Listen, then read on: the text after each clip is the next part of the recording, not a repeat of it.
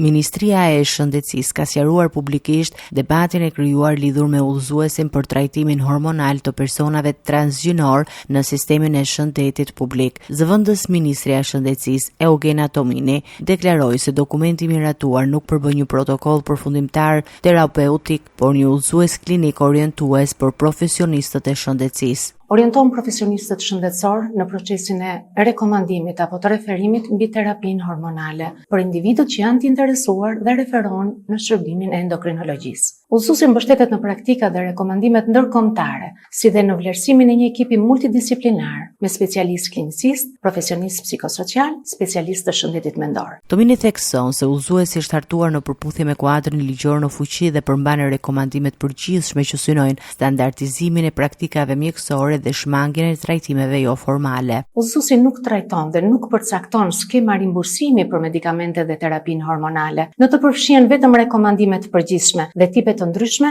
të terapive hormonale sipas praktikave klinike. Hartimi i protokolleve specifik të trajtimit dhe çdo vendimarrje mbi rimbursimin janë procese të mëvonshme, të cilat zbatohen me vlerësimin klinik të individualizuar të pacientit dhe në zbatimin e praktikave rregullatore institucionale. Ajo sqaroi gjithashtu se udhëzuesi nuk rekomandon nisjen e terapisë hormonale në fëmijëri, duke nënvizuar se çdo vendim merret vetëm pas vlerësimit të specialistëve dhe në përputhje me kriteret mjekësore të përcaktuara.